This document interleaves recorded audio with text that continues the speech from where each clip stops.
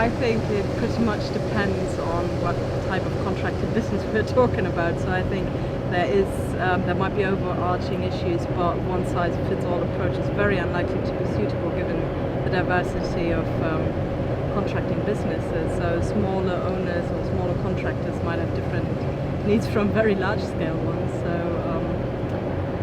I think a lot of the skills gaps that we actually, or that I came across in the interviews, were more tied to structural and cultural context of the profession in itself. So there was lots of talk about it's hard to retain staff, it's hard to get drivers, it's hard to keep the business going from that perspective, whether that is a skills need of the contracting businesses and of the business owners, or whether that is actually a structural issue within the labour market might be debated. So obviously there might be skills application when it comes to leading businesses and these kind of things, but also big structural issues in terms of attracting people, training them properly. So there's been a lot of talk and moaning about that it's very hard to train people because you cannot have, for example, two people in one harvester driving around, so they can't teach them one-on-one. So there's a whole kind of problematic behind that.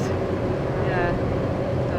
No, I think you're right there. The whole problem around the young entrants into the industry and how we train them and take them forward into quality professionals that will want to stay in the industry for not just 2 or 3 years, but go onwards and forge a career for a few decades.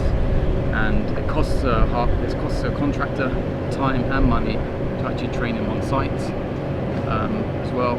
But I think some of the biggest skill gaps that we've identified from our research and recent over the past couple of years, the major one is the procurement system that we have in Scotland and the contracts, especially for smaller contractors that don't have the expertise, the time, or the money, or sometimes even the will. They lose the will to actually kind of go through the system. So they often either contract that out to forest managers to do for them, which is quite expensive, or they just do not go for the bids at all, so it makes them less competitive.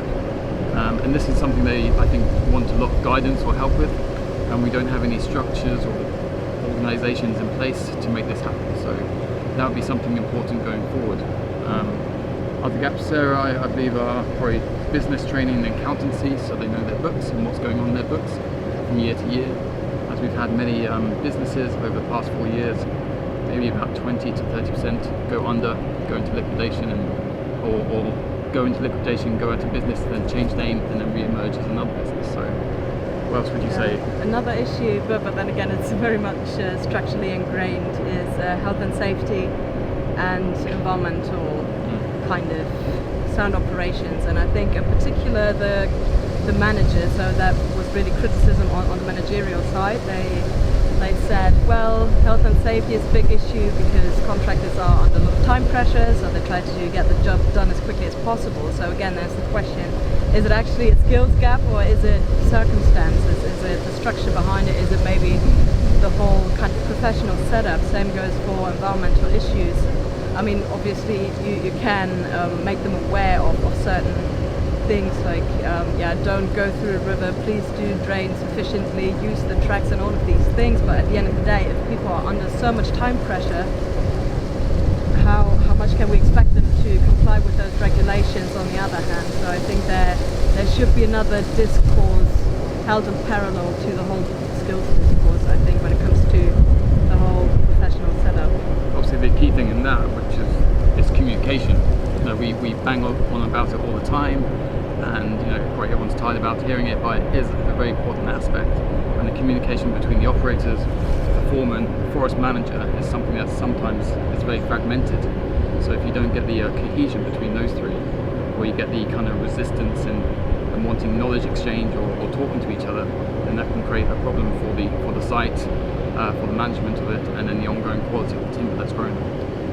So, anything else that has really struck you, Sarah, after getting your head into the contracting world? I think it's sometimes very hard, especially for the smaller contractors, to estimate their own costs, their running costs, maintenance, anticipating what they have to pay throughout the month, calculating overheads and all of these things. So I think there might be some tools to to get that in place, maybe tying that in with the procurement system, so the financial side could be another thing to discuss. So I think going forward, all these issues have been identified by the Phobia project, not just in Scotland, but other partner countries, Sweden, Finland and Ireland. Obviously we're investing this into the Phobia Boost platform, where we can address these problems, not just create this online platform, say here it is, hopefully it'll be an evolving platform that will be updated and changing with the needs of the contractors. But we all have centralized forestry schools around us as well, where this type of training and professional development can be integrated into the modules when you go right into the schools right from day one. So you have potential operators learning about the same systems, the same kind of ways of working and what they need to know and how they need to communicate. So I think that's going to be an important 10-year plan perhaps. Obviously we're not going to solve everything by the end of the project, but a 10-15-year plan, that's working with the industry, machine operators, the machine manufacturers, and also the schools, and how we kind of develop our curriculum, and our vocational work as well. Okay. How about will this? Let's say that you have identified some skills gaps and some topics that are especially difficult for some of the contractors. Will those be somehow the backbone of material produced to Phobia Boost sites? How will they be addressed there? I think so. I think I think the contractors, I'm not too sure whether they'll be convinced to begin with the Phobia Boost site, but I think they have to give it time.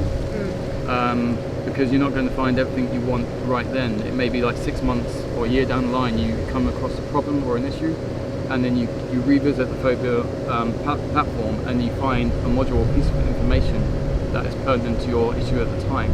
So it's something that time has to be given. But we've identified some core areas where we've had information fed back to us from contractors, such as business skills and management and accountancy, effective leadership and encouraging well-being with your workers as well that you employ in subcontractors. Also things to do with risk assessments as well is in there. But it's still evolving, and we're obviously piloting the projects over the coming months, where we'll be giving it to a range of contractors, whether it's forest management, establishment, operators, and saying, this is what we've got. Go have a play with it, and then come back with us and be brutally honest. Does it work for you? What worked? What didn't work? Does this type of learning work for you? What can we change to actually make it more interesting and more kind of appealing to you and make you stay and kind of learn more?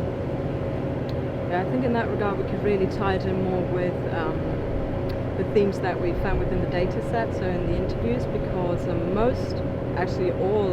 all of the themes that were identified on the Boost platform directly correspond to harvesters and operators and contractors' working realities.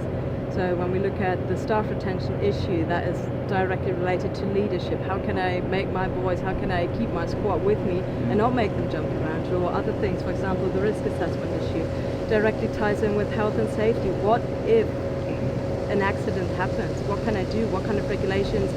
Well, to be brutally honest, how do I cover my arse? And I think it should be tied into those working realities and to make it relevant to them. And I think once they see the actual use of it and how it impacted on other people's businesses, might be a way of getting them a bit more on board.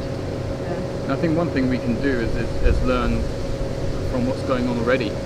There's quite a lot of good and best practice being conducted by some contractors that could be transposed and translated for other contractors, and I think they're probably more likely to listen to people who work in the same industry and say, okay, this works because of this and this and this, and we've been doing this for X amount of years and it's worked this way. So for instance, having 15 minutes at the beginning of the day with your crew, your workers, and discussing the work plan, exit strategies, health and safety risk assessments, and what we do in the event of this and this, and do we meet up at a certain point today, revisit what we're doing, and then kind of replan. So there's lots of things we can learn from what's going on already, which we have been discovering through interviews and speaking to contractors. And I think that's going to be another key area to move forward with the Phobia Boost platform and to integrate into it later on, perhaps. One small extra question. Let's say the feedback from the test group is positive. That is what we aim for, of course. Hopefully. What then? How do we have some plan for Scotland? How to actually get the other contractors as well to use the platform? Any promotional plans, so to say? Well, I think there's some key areas we could to promote it. Obviously, key areas of forestry and forestry procurement and contracts. We have the newly branded Scottish Forestry and Forestland Scotland, who will be vital conduits for it. There's also Comfor, which is the Federation of Private Forest Owners, which will be a key one as well. And some of our associate partners as well. So Norboard, for instance, and Teal Hill, who are the largest private forestry company in the UK. So if we could get them to buy in with it or promote it, then I think we'll be, kind of hitting a lot of contractors that way. And also word of mouth. If you get a couple of key contractors there and they can recommend it and pass it on, say I've used this is actually helping me for this reason, why don't you give it a try? And we're fortunate enough in Inverness to have the Scottish School of Forestry, so that's another way we have lots of industry visiting, lots of guest speakers, lots of lecturers who are well linked in and networked to the forestry industry in the UK and Scotland especially. So there's another channel for us to kind of disseminate and spread the Phobia Boost platform. Anything else, Sarah?